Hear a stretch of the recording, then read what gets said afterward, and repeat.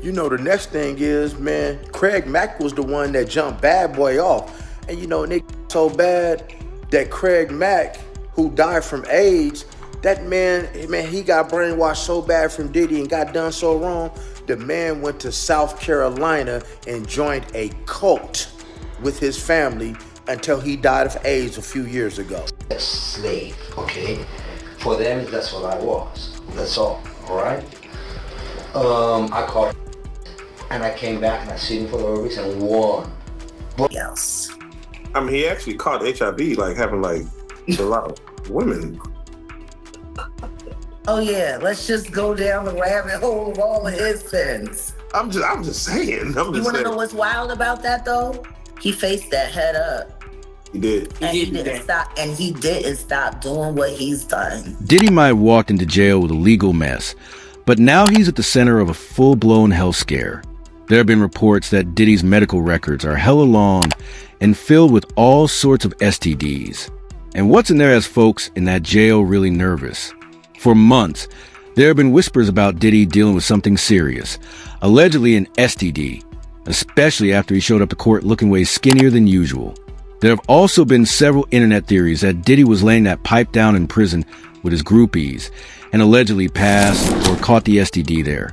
Now, according to reports, Diddy didn't just lose weight behind bars because he's missing that private chef lifestyle. Nah, folks are saying the weight drop is because his body is breaking down from something way deeper. We're talking speculations about HIV. And with everything that's come out about Diddy's bedroom lifestyle, it ain't all that surprising. The down-low freakiness, the male escorts, the secret flights, the shut-door parties. Diddy was wild and reckless. He was throwing those freak-offs, hiring both men and women. No protection, no boundaries, just oil and going raw. Y'all remember when the feds raided his cribs and found nearly 1,000 bottles of baby oil, but no mention protection kits? Nothing that even hinted at safety. These cases and cases of the kinds of personal lubricant and baby oil that Combs' staff allegedly used to stock hotel rooms for the freak-offs. More than 1,000 bottles altogether. Now folks are saying those freak-off parties were disease factories. And now, the bodies from those parties are starting to show symptoms. Multiple women are coming forward saying they got hit with herpes from dudes connected to Diddy's circle. And things got really messy as Jaguar Wright just threw fire on this mess. In an interview with Real Life Productions, she didn't hold back. She said Diddy's been battling HIV for a while now, and he ain't alone. According to her, there's a list of 20 other dudes in the industry walking around infected, and she's sitting on their names. She said she's saving it for her show, but called it a bigger issue than folks realize. Could have that opportunity just like everybody else. I mean, he actually caught HIV, like having like a lot of women. Oh yeah, let's just go down the rabbit hole of all of his sins. I'm just saying. You want to know what's wild about that though? He faced that head up. He did. And he didn't stop. And he didn't stop doing what he's done. He an advocate. Now he did do that. And period. Listen to me. He faced that head up. How many dudes is running around undetectable? G. Come on. Now, every celebrity that's been close to Diddy has people looking sideways. And one of the main names floating around is Usher. And there are actual reports and lawsuits about him infecting others. Usher and Diddy go way back. Usher lived with Diddy in NYC when he was only 13. He even told Howard Stern the whole story. Made it sound cool at first. To New York City. And I lived with Sean Puffy Combs for a year. That's the crazy thing. Now, that was L.A. Reid's idea, right? We're sending you over to something called Puffy Flavor Camp. There you go. To learn Flavor Camp. Yeah, Flavor that's Camp. what it was called. And you're going to go to Puff Daddy's. He's going In the 90s. Do you understand what that's like? Puffy's place was like just filled with chicks and like nonstop, right? No, not really. I mean, but hey, it was curious. But then he got weird about it as the convo went on. He said it was a very curious environment and that he wouldn't let his kids near such events. I don't know if I could indulge and understand what I was even looking at. Would you ever send your kid to Puffy Camp? Hell no. If something twisted went down back then, and if Diddy's really been battling STDs, then Usher might be sitting on more than just old memories. especially now that lawsuits have dragged Usher for allegedly passing herpes to 2 different women and a man. Back in 2018, a name came up that most people brushed off. Jonathan Audi, a former adult actor. He went wild and shot up Trump's Dorado resort while cops were trying to figure out what triggered him. Dude started naming names, said he'd been coerced into encounters with Diddy and Cassie. And he didn't just stop there. He said he caught her during all that mess. For them, that's what I was. That's all right? I caught and I came back and I sued him for the robberies and won. But they didn't. He claimed there was a lawsuit and that it got settled quietly to keep the noise down.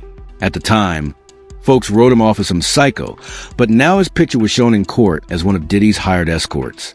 The streets are paying attention. Surprisingly, Kim Porter's name is also being dragged into this mess. And the questions around her death, they're starting to get real loud again. There had always been rumors and theories for years surrounding her sudden death. But now, the latest chatter from folks who claim to have seen her real autopsy report says Kim was HIV positive before she died. Now, I don't know how legit these claims are, but that is what's being said. Kim wasn't just any ex. She was the mother of his kids, lived with Diddy and partied with him. If she had it, then folks are asking how? Who gave it to her? The timeline is real murky, and now people are wondering if her death was just conveniently timed to bury more than grief. But it doesn't stop there. Craig Mack, one of Diddy's day one artists and the man behind Bad Boy's first big hit, died of AIDS in 2018. You know, the next thing is, man, Craig Mack was the one that jumped Bad Boy off. And you know, Nick so bad that Craig Mack, who died from AIDS, that man, he got brainwashed so bad from Diddy and got done so wrong. The man went to South Carolina and joined a cult with his family until he died of. Craig and Diddy actually had a huge fallout when Craig realized Diddy was just using him. Now people are connecting the dots, wondering if Craig Mack really just left the game or if he saw something behind Diddy's freaky curtains and decided to disappear. Whatever the truth is, too many people in Diddy's orbit keep ending up dead, infected, or silenced. And the rest? They either got paid off or scared quietly. Let's talk hush money real quick. Diddy's camp has been known to shell out big cash to keep mouths shut. Names are being dropped. Yo, Cyrus, French Montana, Meek Mill. Yeah, folks are saying they all got that don't speak payment. And when you start digging, it ain't so far-fetched. You remember when Lil Rod exposed some Philly rapper who used to date Nicki Minaj? Everyone knew he was talking about Meek Mill. He just didn't say the name. Then Meek jumped online and confirmed it with a tweet where he said, "My voice is so powerful as a black man from the ghetto worldwide. They want it gone. I'm a real king straight out the trenches under control of no human. They learn how to damage can't stop us type brands using bots and campaigns like politicians." He even claimed he'd pay $100,000 for an investigation into who was behind the smear. But folks weren't buying it, calling it damage control. Then out of nowhere, a video drops of Meek poolside with Diddy, looking cozy. What's up, King Son? Man, you doing it, man. You deserve it, Daddy. You putting in that work. Proud of you. I love you. Yeah. Then it got even wilder. One of Diddy's ex-bodyguards leaked an audio clip that said it caught Diddy and Meek Mill in some real intimate vibes. What? Yo, wait a minute. Wait. Ah! Now, word on the block is that Diddy is allegedly getting freaky in prison too. Word is Diddy's got himself a full-blown fan club of jail groupies. These dudes ain't just making his bed. They're out here fighting for his attention. According to you, the inmates are fighting over making his bed. Yep, well, really, according to Lisa Evers, I want to give her credit. Insiders claim Diddy has allegedly been getting down with these groupies in ways we can't even describe here. And in jail, where protection ain't exactly available on demand, you already know how risky that is. So, it's all starting to make sense now. Diddy might not just be facing criminal charges. He might be facing a full-blown body count of folks he allegedly infected, played, or paid off. And if even half of this turns out to be true, bro's going to be drowning in lawsuits for years. Now, the real question is, How many people really got caught up in Diddy's lifestyle? And how deep does this rabbit hole go? Drop your thoughts in the comments below. And if you think this was wild, click on the next jaw dropper showing now. It's just as crazy.